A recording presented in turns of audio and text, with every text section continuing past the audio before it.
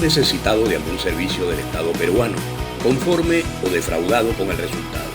¿Sabes cuáles son tus derechos y deberes frente a él realmente? ¿Por qué no nos involucramos todos? Hablaremos de lo que no todos hablan. Querido pueblo, el día de hoy desde esta tribuna lanzo mi candidatura. Si me eligen tendremos mejores colegios, mejores puentes, más desarrollo en infraestructura, la paz que soñamos y la seguridad que todos merecemos. ¿Cuántas veces nos ha pasado y cuántas veces no hemos escuchado promesas políticas como estas? ¿Se cumplieron finalmente? Escuchamos hablar de izquierdas, de derechas, de mediocentros, de rojos, blancos, moraditos y verdes, de liberales, de neoliberales, de conservadores extremos, progresistas, caviares, comunistas, socialistas y del pape pipopú, como diría el gran Tulio Loza. ¿Y a ti? ¿Te interesa la política? ¿En qué te afecta? ¿Odias a los políticos? ¿Todos son realmente iguales? Voy a tratar hoy de hablar de política muy políticamente. La política se puede entender de muchas maneras, pero solo en una podríamos quizá llegar a un consenso.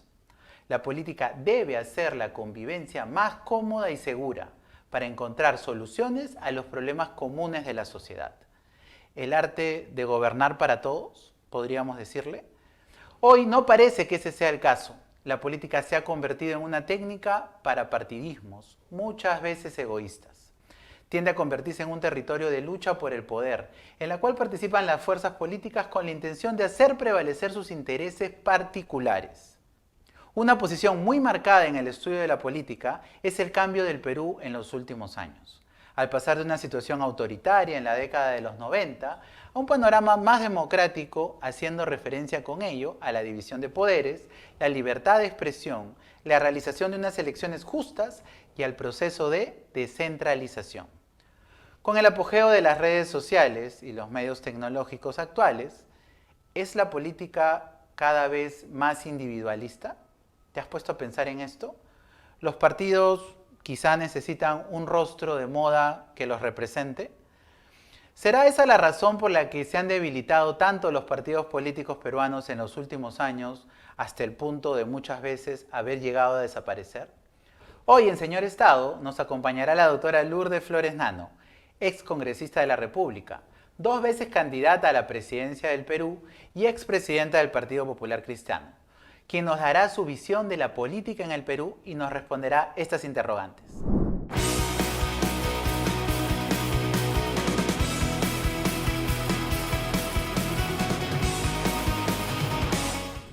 Y ya estamos de vuelta acá en Señor Estado y el día de hoy estoy muy contento realmente porque nos acompaña, tenemos el honor de tener con nosotros a la doctora Lourdes Flores Nano, a quien le agradezco mucho el poder acompañarnos hoy día para poder conversar de diferentes aspectos muy importantes para todas las personas que nos ven. Con el mayor gusto, muchas gracias, al contrario, muchas gracias por la invitación. No, a usted por estar con nosotros. Este no es un programa político, como ya sabe, pero le pediría empezar a hablar un poquito de política, pero sobre todo en definiciones, ¿no? Creo que los jóvenes, las personas, muchas veces se preguntan estas definiciones de derechas, izquierdas, ¿no? ¿Qué cosa significa realmente o cómo podría definirnos qué es ser de derecha y qué es ser de la izquierda? La expresión histórica es la ubicación que tuvieron el llamado Tercer Llano en la Asamblea Francesa, en los tiempos de la Revolución Francesa, y digamos el sector más, los nobles en aquella asamblea. Con el tiempo se ha solido identificar a la derecha con una visión más conservadora y la izquierda con una visión más liberal, pero que sin embargo se trastocan cuando tú hablas, por ejemplo, de la presencia del Estado. Entonces la izquierda es más bien, en el mundo entero, ¿no?, defensora de una mayor presencia del Estado en la vida de las personas y en la economía, mientras que la derecha suele ser más liberal en los tiempos presentes, en el sentido de pensar que tiene que haber más mercado y menos Estado. Es que son conceptos que han ido evolucionando en el tiempo. Yo diría que hoy básicamente está en esos campos la diferencia. una mayor visión de presencia del Estado como actor económico y una defensa de algunas libertades en muchos campos, sobre todo los que tienen que ver con la vida personal, hoy día con la vida sexual, que diferencian a los sectores más conservadores y los sectores más progresistas o más liberales. Ambos han ido evolucionando en el tiempo. Sí, digamos. por supuesto, porque yo te diría que fue, digamos, el liberalismo fue la respuesta más progresista frente al estatismo o a las monarquías absolutas. De modo que lo que hoy, y yo estoy afirmando que ser derecha es normalmente en materia personal tener un rasgo más conservador, pero en realidad el movimiento liberal que impulsa los cambios fue profundamente transformador de las realidades políticas de la monarquía absoluta o de los estados totalitarios. Quizá hay muchas formas de definirlo, de Sí, verlo, sí, de son acuerdo a qué distintos ángulos. a qué ángulo uno lo tome, ¿no? Sí. En el ámbito económico o en el ámbito del desarrollo de... O sea, yo te diría que en una realidad como la latinoamericana o la peruana, yo me definiría como una persona de centro derecha. Soy una persona conservadora en lo personal, en los valores, en la convivencia social, en el respeto a la familia, al respeto por la vida, etcétera, distanciándome probablemente de sectores más liberales. Y en lo económico, claro, yo soy social cristiana, soy defensora de un pensamiento económico que cree en la libertad económica, que cree que el Estado tiene que tener un rol acotado, pero desde luego en la economía social de mercado el Estado tiene un papel que cumplir. Evidentemente me encuentro a distancia de aquellos que creen que el Estado tiene que ser un actor económico fundamental y que la economía debe regirse sobre todo por un quehacer estatal que yo creo que ha resultado muy negativo. A veces parece una pregunta muy obvia, ¿no? Pero lo escuchamos todo el tiempo, ¿no? Son izquierdas, derechas, pero muchas veces creo y lo veo, tengo hijos adolescentes, ¿no? Jóvenes. Los chicos son mucho más liberales siempre, en los temas personales me parece que son más liberales. Sí, claro, pero también tienen esas dudas, ¿no? Ah, seguro. Oye, papá, ¿qué cosa es ser de izquierdas? ¿Qué cosa es ser de derechas? Y opinan, y gracias a Dios se involucran, ¿no? O les importa, que es un tema justamente que le quería preguntar, ¿no? ¿Cómo ve al peruano, a la población? ¿Realmente lo ve involucrado con lo que se necesita, no solamente con la política, con el Estado mismo, con sus derechos, con sus deberes? Creo que no hemos logrado todavía desarrollar un sentido de ciudadanía activa, importante. Nos activamos, nos movemos, nos interesamos un poco más, un poquito antes de las elecciones. Y eso va para mayores y para jóvenes. Semanas antes de las elecciones recién comenzamos a involucrarnos. O días antes, ¿sabes? O horas antes, o minutos antes de ir a votar. De modo que nos falta, creo que, un esfuerzo cívico de construcción de ciudadanía, ¿no? Porque ¿Cómo construirlo? Educación. Yo creo que es un tema de educación. Pero creo que hay tres factores importantes. Educación, sin la menor duda. La educación, hay que volver a una educación cívica que incluso en nuestro país obliga a revisar un poco lo que se ha escrito sobre la historia del Perú, sobre la visión que del Perú tenemos. Eso me parece que se perdió peso en la escuela y hay que volver a ella. Segundo, los medios de comunicación, no tengo la menor duda, hoy día son el gran canal de formación, de información y consecuencia. Las redes sociales. En general, medios de comunicación y redes sociales, por supuesto, o sea, la comunicación masiva. Y tercero, recuperando la buena política de los partidos, ¿no? Que somos otros formadores de conciencia ciudadana, pero que claro, nos ha agarrado una época de mucha crítica a la organización política estable y eso trae una serie de cosas. Entonces yo te diría, si tuvieras una mejor educación, tuvieras medios de comunicación en general o vías de comunicación como las redes que transmitan un mensaje más cívico, más de preocupación por el interés general y luego organizaciones políticas a partir de ideas que van transmitiendo esto que me preguntabas. Entonces, claro, vas definiendo, yo creo en esto, yo creo en lo otro, no hay medias tintas, nos agrupamos en razón de lo que pensamos. Me parece que todo eso contribuiría a crear más conciencia cívica y me parece que ahí todavía tenemos un déficit grande. Sí, hay un déficit grande en la formación también que no están dando los partidos políticos, los pocos partidos políticos que tengamos. Hemos entrado en una etapa muy difícil, o sea, una etapa de individualismo absoluto, de pérdida de la identidad política nacida de ideas para entrar en un seguimiento a personas que ni siquiera son grandes caudillos, sino movimientos coyunturales que siguen a una persona. Todo eso, tenemos que salir de este marasmo en el que estamos para encontrar un norte. A mí me parece que es de lo más importante que hay que hacer en nuestro país. ¿Ese problema es solamente en Perú o No, lo ve en Latinoamérica? es un problema general, es un problema incluso Del europeo. individualismo. A ver, es un problema general de la política, ¿no? O sea, la política en el mundo ha tenido una serie de resistencias. Primero porque la comunicación ha cambiado sustantivamente. Entonces, la reflexión a partir de ideas con un cierto grado de profundidad ha cedido por la imagen o por el mensaje y ahora por el Twitter, por los no sé cuántos caracteres, ¿no es cierto? Necesitas imagen, ¿no? Entonces, claro, entonces hay que... Y yo soy una creyente que, bueno, es el mundo que nos ha tocado vivir y es un mundo de comunicación pequeña, rápida, instantánea, ¿no es cierto? Las redes son pues una expresión muy libre de lo que cada uno piensa, a veces una especie de desfogue, ¿no es cierto? Entonces hay que adecuarse a eso, eso no hay que cambiarlo, hay que más bien procurar que sean vías para transmitir alguito, ¿no es cierto? Mucho de crítica si quieren, pero alguito de propuesta o de reflexión, ¿no?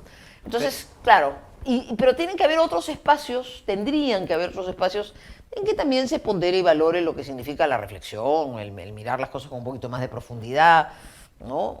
Y respetar, O sea, es ¿no? un tema- Respetar las diferencias. eso es muy importante. La esencia de la política es el pluralismo, es decir, la convivencia de personas que pensamos distinto y Por que, supuesto. y que no vemos en el otro al enemigo, o sea, vemos una persona con la que discrepo precisamente porque la respeto, no necesariamente pienso como él o ella. Todo eso se ha perdido en un mundo tan conflictivo, tan drástico en el A o el B, tan duro. En eso las redes son pues a veces un espacio de destrucción. Te clasifican. Así es, y de destrucción de la idea con la que yo no comparto, ¿no? Y finalmente todos vamos a un mismo lugar, ¿no? Que es mejorar la... Bueno, es que la política existe primero para sustituir a la guerra, ¿no? O sea, para evitar la guerra. Para lograr que esas diferencias, que además se agrupan, o sea, un partido no tiene que ser la expresión de... Un partido no puede captar a todos, porque dejaría de ser un partido. Un partido tiene que ser seguido por unos y mirado con distancia por otros. Pero ese no es tu enemigo. El enemigo es el que no está en la democracia, pero el otro no es un enemigo, es un adversario que piensa distinto, con el que algunas cosas coincidirás, o que eventualmente no coincides, pero que hay un respeto porque la tolerancia democrática y la supervivencia democrática exige que en ese espacio convivamos todos. Así es que ese es el arte de la política. Pero eso queda de lado cuando lo que juega es Periquito, Juanito, cada uno, el otro tiene que matar al otro, viene la noticia y todo tiene que ser malo. No, pues eso, tenemos que volver a construir un poquito de mirada más profunda y, como tú decías muy bien, de mucho respeto por el otro. Quizá no hay arte de la política ya. O ¿No se hay? ha perdido. Quizá digo, ¿no? Bueno, la política, tú me has hecho una pregunta hace un rato, y yo creo que está muy golpeada en el mundo en general, pero claro, para una sociedad como la peruana, en que todavía hay tanto por hacer, señor Estado, en que la política finalmente busca el acceso al poder, y el poder en el Perú necesita plasmarse para transformar tanto, entonces, no digo este episodio que es tan penoso de nuestra historia, y espero que este programa que se está difundiendo en momentos críticos de nuestra situación pudiera incluso, ojalá, no sé si transmitirse ya cuando se haya resuelto la crisis, pero que estemos a puertas de resolverla, para comenzar primero una transición y luego un camino de recuperación de tantas cosas buenas que el Perú tiene que recuperar y que desgraciadamente este año ha sido tan negativo en ese sentido. Eso es lo que queremos todos, un Perú mejor, ¿no? Y esta evolución en los años también es personal, ¿no? ¿Qué diferencia la Lourdes Flores de hoy con la Lourdes Flores de los años 90, por ejemplo? Los años que no han pasado en vano. Sí, porque los años te dan... Yo siento que soy completamente distinto que hace 20 años. Pues que nos pasa, ¿no? La vida, o sea, si no todos seguiríamos siendo niños, ¿no? Y cada etapa de la vida es maravillosa. Así es. Yo entré a la vida Con política... sus aciertos, sus errores. Pero por supuesto, pero por eso hay que vivirla plenamente, por eso es que yo creo que a un niño hay que hacerlo ser niño, y no tienes que educarlo sino para que sea un maravilloso niño, un niño muy realizado, no tienes que meterle lo que tendrá su momento y su etapa en la vida. Y en mi caso yo entré a la vida política en un momento interesante, entré a la universidad en el año 77, es el final del gobierno del general Morales Bermúdez, recientemente fallecido, es el inicio de la convocatoria de la Asamblea Constituyente, vi desfilar por la Universidad Católica, donde estudié a lo más graneado de la política peruana en ese momento, fue muy ilustrativo. Llegué a una universidad en la que había polarización, puntos de vista distintos, aprendí a debatir ahí. Yo nunca fui comunista, debatía con los comunistas a todo dar. Se fue a la escuela del debate. Pero por supuesto, o sea, fue muy enriquecedor. Y no teníamos medios de comunicación libres, acuérdense, el gobierno militar.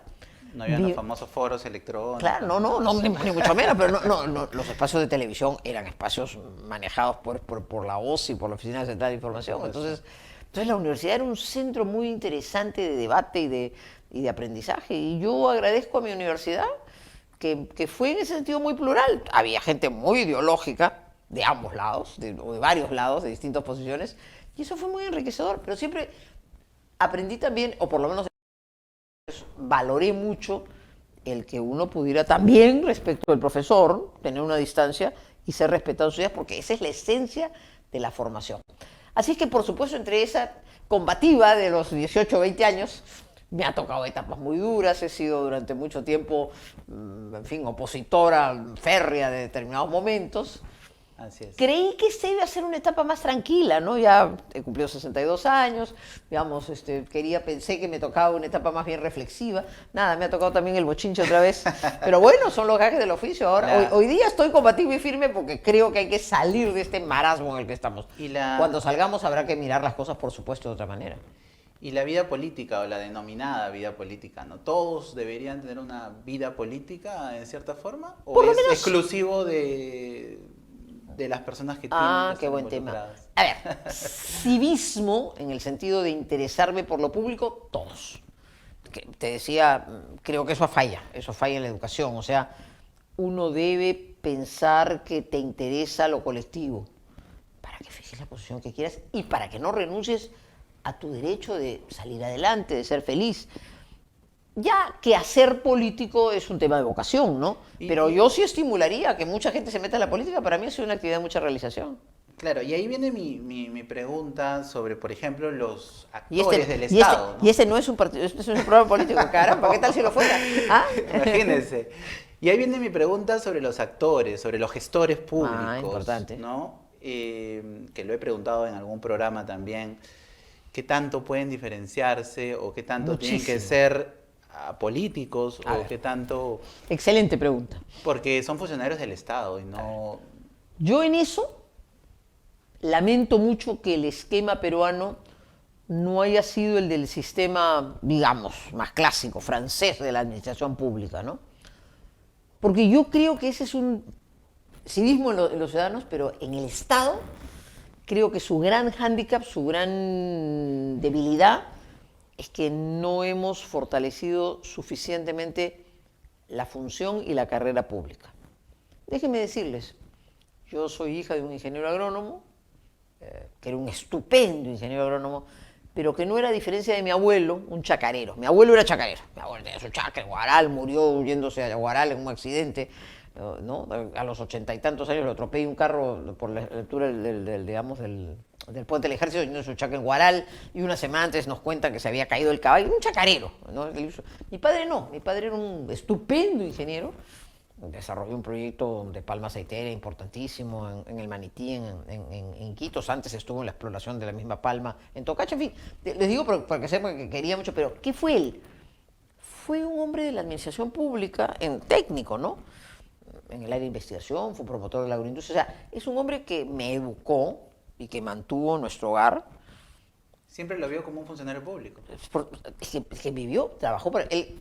Cuando los muchachos salían en la década después del 50, ingenieros agrónomos, había un gran programa que se llamaba el SIPA, el Servicio Cooperativo Interamericano de Promoción Agraria. El gobierno americano, dentro de la Alianza para el Progreso, apoyó, digamos, al Ministerio de Agricultura.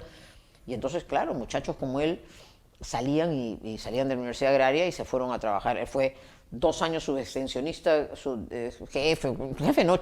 subextensión agrícola en Andahuaylas y en Abancay. Después pasó a ser jefe de extensión agrícola en el Cusco. Es un programa en el que los ingenieros agrónomos salían a trabajar al campo con los agricultores.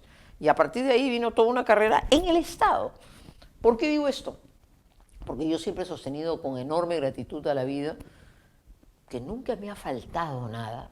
Y le doy gracias a Dios por eso, porque comprendo que en nuestro país hay familias que carecen de todo. Por supuesto. A mí nunca me ha faltado nada. nunca me ha sobrado nada.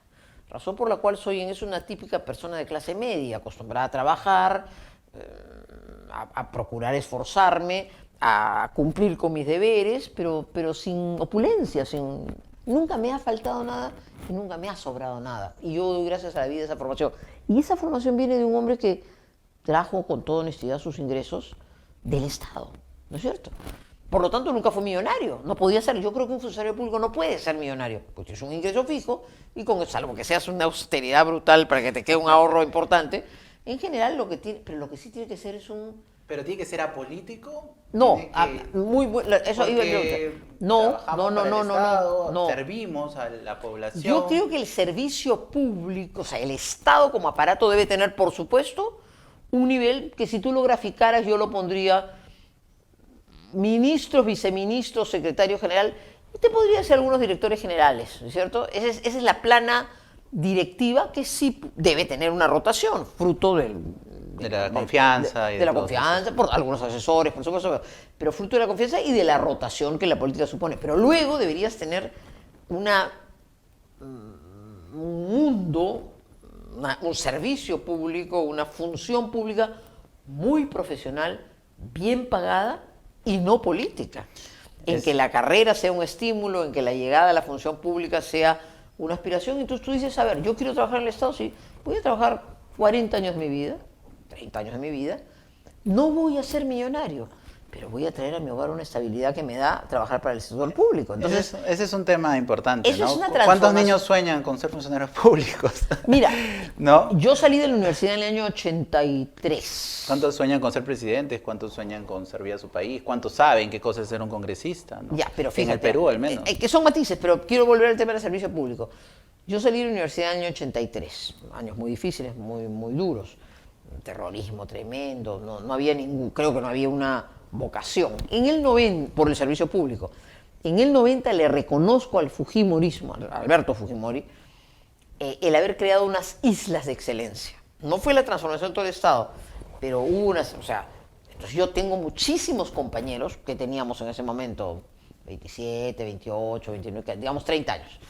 De los 5 o 6 años de profesión, algunos habían trabajado, gente que trabajó en la SUNAT, en Indecopi, en registros públicos, o sea, fueron instituciones que se transformaron en los ministerios, en las COPRIs, en las CEPRIs, o sea, no fue nunca mi caso, yo nunca he trabajado por el Estado, yo siempre he trabajado privadamente, y siempre he trabajado, a pesar de ser política. Como congresista, pues, ¿no? Esos son mis únicos años de recibir un sueldo del Estado, yo después vivo de mi trabajo, soy abogada profesional, una profesional libre. Pero lo que voy es, sí hubo en mi generación un estímulo interesante de ir al Estado. De hecho, le sirvió de enorme formación a una generación joven, profesionales jóvenes, que trabajaron 5, 6, quizás hasta 10 años en el Estado, y que luego han tenido mucho éxito en la vida privada. Porque el Estado fue en los 90 un estupendo captor de gente profesional que se hizo en el sector público, que aprendió de esta modernización estatal y que después ha trabajado muy exitosamente, no sé, pues yo soy abogada, en un estudio, en una empresa, etcétera, pero que su formación vino del Estado, ¿no? Y creo que hasta eso la fecha, habría que recuperarlo, ¿no? Creo que hasta la fecha sigue siendo, en algunos casos y con algunos matices, muy atractivo, sobre todo para aprender, ¿no? Claro. Para formarse, para Ahora, esa es un poco la entrada a ciertas áreas del Estado.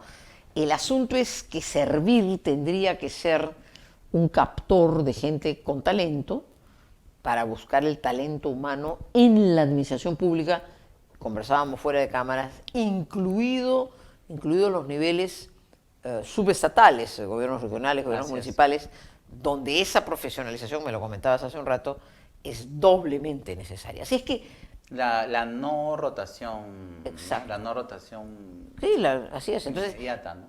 La formación del funcionario público y la estabilidad en el buen sentido de la palabra, no es dueño del puesto, pero quien aspira a hacer una carrera pública debe saber que va a permanecer un tiempo relativamente largo de su vida en esa función, y eso es muy bueno, porque eso le da estabilidad. Entonces, cuando tú me preguntabas, no, yo creo que hay un segmento de la administración pública que no debe ser política, al contrario, debe ser muy profesional.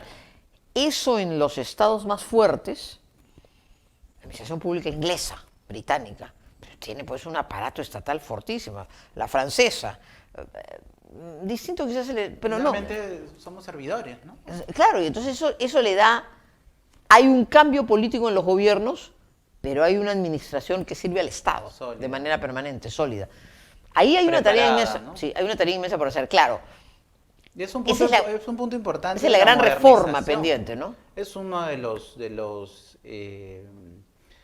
las columnas de la modernización de la gestión pública, ¿no? Y para que resulte práctica, porque claro, esos son procesos que toman pues 20 años, son largos. Ese es el problema. Yo creo que hay, así como te he hablado de las islas de excelencia, entonces registros públicos son un desastre y se transformó. La SUNAT no era eficiente y se convirtió en un instrumento bien valioso. El Indecopia sí, ni qué decir el Banco Central, que tiene, por ejemplo, una tradición de captar desde gente joven para que quede muchos años. Pero yo creo que se podría hacer un esfuerzo pagando bien para aquellos sectores que son claves. Por ejemplo, hemos vivido la crisis de la salud. ¿No sería interesante que con una mirada de una reforma importante, por ejemplo, se pensara en gestores de salud importantes a nivel de postas médicas, ¿no es cierto?, de unidad, o sea, las más cercanas al ciudadano? Hay una evaluación definitivamente importante. Entonces tú tienes ahí para que resulte interesante llegar a esos sectores. Hace muchos años me comentaron cómo es que Pinochet en Chile había hecho el proceso de reforma descentralizada de la educación. ¿Y qué hizo?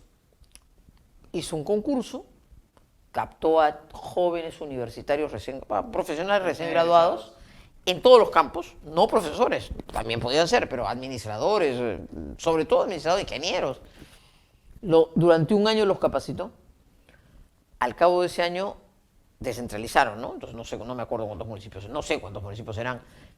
Habían que tener pues como las UGELes nuestras, ¿no? O sea, el órgano regulador, administrador, controlador de... Entonces, ¿qué puso? Estos chicos preparados durante un año con toda la filosofía de la descentralización a todo Chile. Entonces, es una cosa interesante. Hay un gran reto, hay muchos retos en realidad. A mí me parecía, por ejemplo, que si Beca 18 estaba invirtiendo, como ha estado invirtiendo, en profesionales para ser de zonas muy populares, para ser formados en universidades privadas e incluso recibir maestrías, y hay una cierta obligación, hay una obligación ética, pero además legal, de devolver ese servicio, ahí tendrías tú una capacidad de talento humano, no para mandarlo a su pueblito, es un muchacho que ha ido de repente a hacer una maestría, pero de repente en un gobierno regional, Así es. de repente en la municipalidad provincial de su pueblo. Entonces tú vas trayendo el talento al Estado con un tiempo para que primero cumplan con su deber de retribuir, se formen, y tú le traes frescura a la administración pública. En fin, creo que son las ideas de lo que hay que hacer como tareas importantes en nuestro país, ¿no? Y muy interesante lo que planteas, porque realmente, ¿no?, se necesita refrescar muchas instituciones, muchas gestiones, muchas formas. Porque la modernización de la gestión pública ya lo plantea. Porque el riesgo, claro, también de eso que he dicho, que es la estabilidad, y que yo creo que es así, o sea, yo creo que entra el Estado debe tener un plan de vida de largo aliento, también puede anquilosar mucho el Estado, ¿no? Entonces también el Estado no puede ser un aparato elefantiásico que se anquilosa porque no hay frescura, no hay modernidad. Hay que hacer una combinación de cosas y simultáneamente decir algo muy cierto. También en nuestro país tenemos gente honorabilísima, que ha dedicado su vida con enorme honestidad y con gran austeridad al servicio del Estado. Hay que reconocer también eso, esa capacidad de años entregados al servicio del Perú. Y yo creo que hay también una desvaloración de las personas mayores que debería ser al revés, creo, ¿no? Y yo creo que la mirada tendría que ser la que te decía hace un rato, ¿no? Si tú tienes Tiene que haber un equilibrio, ¿no? Claro, no, y si tú tienes una visión de tu vida, de querer trabajar para el Estado, que, te repito, no es mi caso, yo no he trabajado para el Estado, pero que sientes que te va a enriquecer personalmente y que te va a dar tranquilidad, etcétera, bueno, tiene que saberse que esto es un plan de vida, una vez más creo. Una vocación. Una vocación que te debe dar una vida con dignidad, que tienes que poder formar tu familia, educar a tus hijos, y luego retirarte, muy importante, con una pensión digna. Porque el maltrato que hay al funcionario público, que al cabo de 30 años ha servido al país, igual es un general como un policía, como un general como un policía, o un maestro, o un médico, y reciben las miserias que reciben, eso también es muy injusto, ¿no? Sí, claro, desalienta y etcétera, etcétera. Y obviamente nadie tiene una vocación de ir a un lugar donde sabe o ve que no va a ser lo mejor, pues, ¿no? No tengo otras opciones y las tomo. Vamos a cambiar un poquito el tema y quisiera, estuve revisando, ha sido la primera parlamentaria cuando fue congresista en ser la autora de la ley contra la violencia femenina. Primero, quería preguntarle por qué la preocupación en ese momento. En realidad, en algún momento de su vida política, pública, ¿tuvo algún problema? ¿Se sintió discriminada? ¿Se sintió agredida? Afortunadamente no. Por el contrario, yo creo que he tenido muchos privilegios, y lo cual no quiere decir que es una cosa general, pero en mi caso particular más bien han sido muy generosos conmigo y me han dado oportunidad, que es lo que finalmente aspiramos para que sea una sociedad más igualitaria. Así es. El tema de la violencia yo lo propuse en el CCD, 93, digamos, en ese periodo. Era un tema muy... Fui elegida parlamentaria, vino el autogolpe el 5 de abril, regresé al Congreso. Teníamos un buen contacto con organizaciones de derechos humanos, derechos de las mujeres que venían batallando por algunos temas. Y este de la violencia era un tema de bastante tiempo en el debate, pero sin un eco legislativo. Y entonces sí, me interesó mucho el tema, me pareció que era una realidad. Vivíamos años que salíamos de la violencia, estábamos, digamos, no perdamos de vista eso, ¿no? Con la década de los 90 veníamos pues de una etapa de violencia política tremenda en el país, pero de violencia en general. Y entonces me pareció una constatación muy cierta que para que una sociedad fuera menos violenta, una de las cosas que había que atender era ese origen de la violencia en el hogar, en la familia, que para mí es lo más maravilloso que Pero que la vida pareciera me ha que dado. no hemos evolucionado, ¿no? Tenemos Yo te diría, índices terribles. todavía es tremendo, pero diría que hay algunos avances importantes en este tiempo. Primero, el hecho que el tema se haya hecho más evidente, se haya visibilizado, ¿no? Este era un tema medio tabú, no se tocaba, era un tema oculto, se consideraba que estaba dentro del ámbito de la vida privada, no había que tocarlo, no había que abrir denuncias. Entonces creo que el que se haya hecho visible es bueno, el que se hayan creado algunos mecanismos de protección todavía imperfectos es bueno, se ha ido perfeccionando, modificando, a veces no necesariamente perfeccionando, pero modificando la ley de violencia para buscar medidas de protección. Todo eso me parece positivo, pero evidentemente todavía hay un enorme trecho, todavía vivimos una sociedad tremendamente violenta y eso nos hace volver los ojos a una institución que creo que es fundamental, que es la familia. Así es. En la lógica de los conservadores y no conservadores, yo soy una absoluta conservadora. Creo que la familia hay que defenderla, creo que es una institución que hay que conservar y creo que cuando no se conserva... Pero aún así respeta las personas que puedan pensar diferente. No, pero por supuesto, pero te digo, en esta dicotomía de dónde está uno, yo creo que una sociedad es sólida y fuerte si defiende, conserva, si defiende a una institución natural fundamental como es la familia. Y creo que eso no tiene nada de anticuado, creo que es lo más moderno que puede tener. En otras palabras, hay sociedades súper avanzadas que yo puedo respetarlas. A mí los Estados Unidos me parece un país estupendo. No conozco Dinamarca, pero en fin, algo he leído de ellos. Pero no son necesariamente el modelo de sociedad que yo quiero vivir, quisiera tener para mí. Para mí, yo me siento muy feliz de vivir en una sociedad en la que hay un núcleo personal que te cobija y que yo le doy tanto, gracias a Dios por eso, que me gustaría que a nadie le falte. Y falta mucho. Y cuando existe, a veces existe con estos niveles de violencia, de irrespeto. Entonces porque es la principal formadora de las relaciones interpersonales. Nada sustituye a la familia. Evidentemente un niño tiene que ir al colegio hoy día y tiene que ser educado por un educador. Pero lo que vivió en su casa y lo que recibió, eso no lo cambia nadie. Nadie lo va a cambiar. Sé que es una pregunta muy genérica, pero ¿cómo ves al peruano? Si tuvieras que definirlo. Lo veo con muchas virtudes. Yo me siento muy orgulloso de ser peruano. El peruano es creativo, el peruano es ingenioso. A mí me encanta cuando se burla de las cosas porque con una creatividad, digamos, define las cosas, ¿no? Y además siempre has tenido mucha correa en todos los sentidos. Pero por supuesto. Pero yo creo que los peruanos... Estaba viendo algunos videos cuando ibas al programa de JB, etcétera, ¿no? No, pero la creatividad del peruano, esos memes que aparecen a veces, o sea, es una sociedad estupenda en ese sentido. Eso es la parte buena. Somos creativos, ¿Innovadores? somos innovadores, somos una sociedad básicamente, como digo, imagínate, nos falta, no somos perseverantes.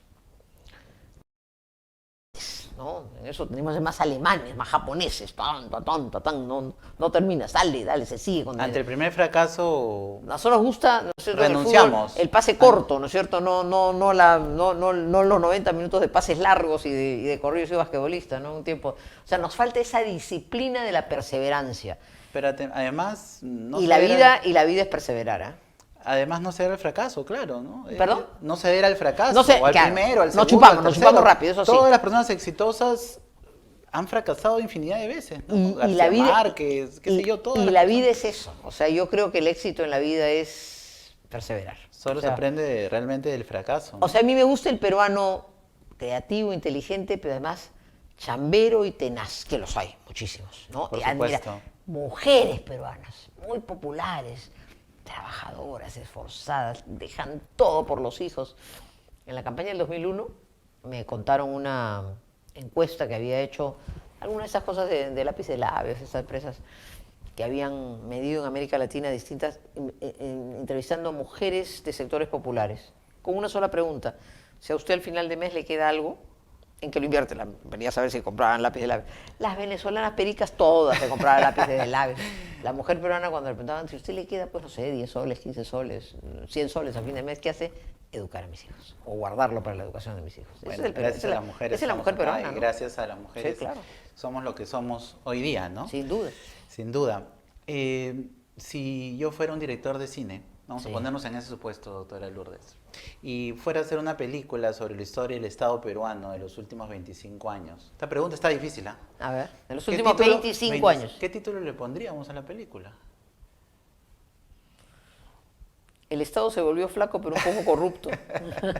Ese sería el título de los últimos 25 años de la película.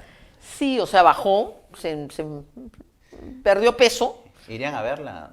pero se volvió muy corrupto, ¿no? Sí. Quisiera que nos pueda contar alguna anécdota de repente que no ha contado nunca ante cámaras, ni en el programa he de contado- Daily, ni en ya el creo que he programa contado de- todo. Que Sí, todo ya lo he contado. ya ni sé, ya ni me acuerdo de las cosas, pero... Litigando, de repente alguna experiencia, alguna anécdota bonita que le haya pasado, alguna... Como congresista de repente, ¿no? También. Mira, de las anécdotas más bonitas que yo tengo, yo he viajado mucho por el Perú, al punto que escribí un librito que se llama El Evangelio y la Tierra. ¿El Evangelio? Y la Tierra, Y la que tierra. fue la frase que empleó Víctor Andrés Belaúnde en 1963, cuando se hizo referencia a la alianza entre Acción Popular y el PP y la democracia cristiana de entonces. Entonces dijo que Belaúnde era la tierra, el recorrido por el Perú, y la democracia cristiana era el Evangelio, ¿no? La visión social cristiana, el Evangelio y la Tierra. Entonces yo tomé esa frase y mi librito se llama El Evangelio y la Tierra. Con ocasión de visitar el Perú y de recorrer el Perú he tenido pues anécdotas muy simpáticas, muy bonitas, experiencias de, no sé, de ríos en los que hemos navegado, de carreteras desgraciadas donde te quedabas pues hasta el 100, o de lo que me pasó llegando un día a Requena. Veníamos de Nauta hacia Requena, un río. Y la lancha. La selva peruana. Sí, la selva peruana, la lancha se malogró, mi padre... ¿En con quien va- campaña? No. Ah, ya Yo, estaba. durante mis años de parlamentario yo recorrí todo, al punto que terminé en el 99 este recorrido en todas las provincias del Perú. Viajábamos en esa ocasión, una chalanita, pues, un deslizador, un botecito chiquito. Mi papá era un gran viajero, para descanse. Yo hice con él el recorrido. Gran viajero. La acompañaba en A todos todos los lados. viajes. Fue muy lindo eso. Y viajamos con una amiga mía que es gordita, es una señora muy simpática, gordita, media rubiecita, ¿no? Entonces llegamos, no, se malogró el bote, en fin, llegamos en la noche a Requena. En fin, entramos al puerto, cansadísimos, al hotel. De repente a las 6, 7 de la mañana, un laberinto en el hotel. Yo era diputada en eso, era congresista en ese momento. Ah, era congresista. Sí, era un laberinto. Uy, te dije, pues, era mi popularidad, nada más que ha llegado Susy Díaz, decía. Porque mi amiga era gordita, blanquita. Entonces mi amiga, que es muy simpática, ¿no? Mucha correa también, salió y les dijo, y eso, era una señora, no era joven, pero ya mayor. Le dijo, espérense ustedes que es un poquito más de día para ver que puedo ser la mamá de Susy Díaz. Así que de esas hay muchas cosas, pero... Si tuviera un superpoder, ¿a quién haría aparecer o a quién haría desaparecer? Ay, qué difícil. Qué fea pregunta, ¿no? ¿Y qué ¿A quién difícil? haría aparecer? No tengo duda, haría aparecer a mis padres nuevamente, que son lo más maravilloso que he tenido en la vida. ¿Y a quién haría desaparecer? Habían varios, ¿ah? Y del momento presente, a varios, ¿ah? ¿Cuál ha Varios. sido la negociación más difícil que he tenido? La negociación. No sé ¿Le ha si la tocado más- alguna negociación Sí, difícil? yo soy escuché, por abogada ejemplo- litigante y Así negocio es. con mucha frecuencia. Mira, aunque te parezca mentira, yo veo cosas de familia. A veces las negociaciones en los temas familiares son súper difíciles. Y el sentimiento, la frustración, en fin, las cosas acumuladas hacen decisiones que tienen que ser más frías, las hacen muy cargadas, ¿no? Qué bravo. ¿Un libro? Yo ¿Le gusta siempre- Vargas Llosa? Sí, pero yo siempre rescato aquellas cosas que a mí me han impactado de más joven, ¿no? O sea, por ejemplo, yo siempre rescato El Principito, que es una obra que he leído, pues no sé, cuando tendría 10, 12 años, ¿no? Pero la tengo porque me gusta, o sea, hay Obra unas maestra. reflexiones, lo esencial es invisible a los ojos, ¿no? O sea, hay frases, cosas bonitas. Me gustó mucho El Profeta de Gibran en algún momento, ¿no?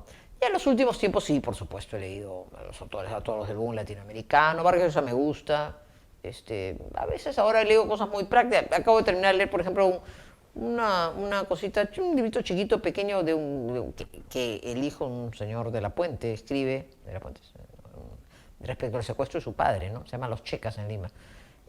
Bien impactante, ¿no? De cómo el MRTA secuestró a su padre durante 2 años.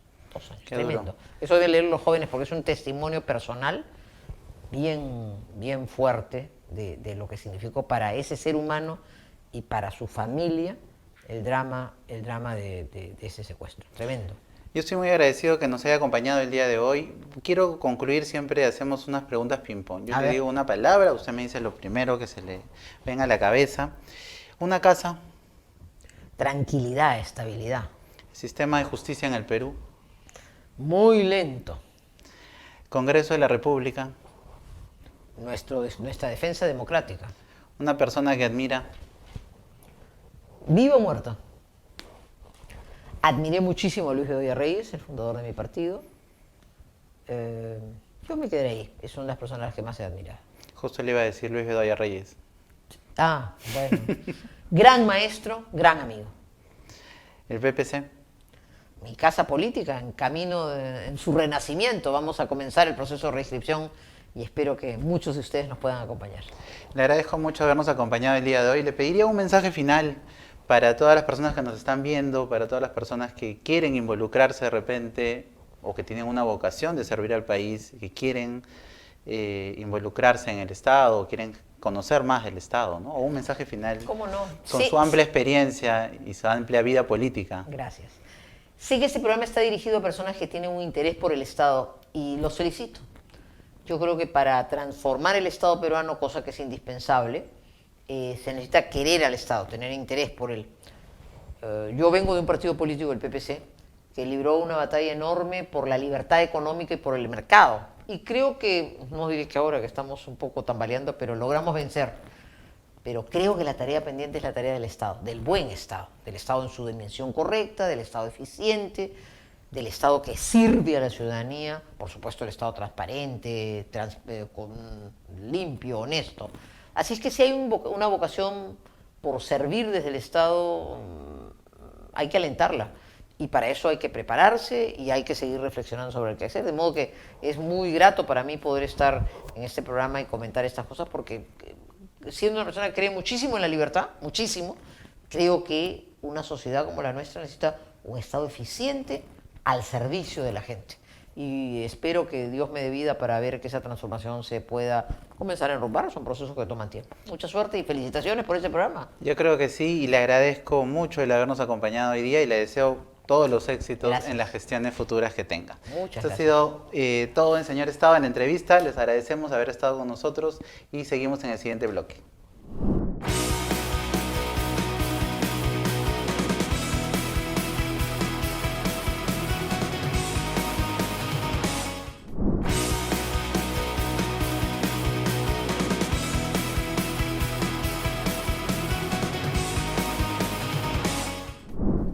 Y el día de hoy en los datos de interés de Señor Estado, te quiero contar que existe un programa virtual de formación política para los jóvenes que participan como candidatos o candidatas en las elecciones regionales y municipales de este año 2022. El programa denominado Jóvenes a la Política está dirigido a hombres y mujeres entre los 18 y 29 años que postulan a cargos de regidores, alcaldes municipales, consejeros regionales, vicegobernadores y gobernadores regionales. Y de preferencia que hayan participado y articulado en espacios de promoción y defensa de los derechos humanos y fomento de la participación juvenil o ciudadana. Este evento se desarrollará los días 9, 11, 16 y 18 de agosto. El objetivo de la actividad, como estamos viendo, es fortalecer las capacidades de los participantes en temas como políticas públicas de juventud, participación, representación política juvenil, mecanismos de rendición de cuentas y el uso de las redes sociales en las campañas electorales. Así que no te pierdas esta propuesta que impulsa el Jurado Nacional de Elecciones. Como segundo dato de interés, te quiero contar que el Ministerio de Educación se encuentra recibiendo los CV documentados con la finalidad de cubrir las plazas docentes altamente especializadas y extraordinarios en 9 regiones del país: Apurímac, Arequipa, Ayacucho, Cajamarca, Ica, Lambayeque, Lima, San Martín y Tumbes son estas regiones. La norma establece requisitos que todos los profesionales deben cumplir para cubrir la plaza. Además, cada región ha determinado sus necesidades según los programas de estudio que oferta su IEST público. Los interesados deberán remitir su currículum vitae documentado a los respectivos canales de mesa de partes. Para mayor información de los requisitos y perfiles solicitados por cada región, te invito a que puedas visitar la página web del Ministerio de Educación, donde encontrarás esta información valiosa.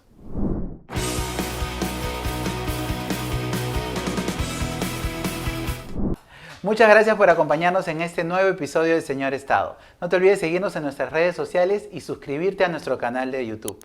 Te esperamos en un próximo episodio.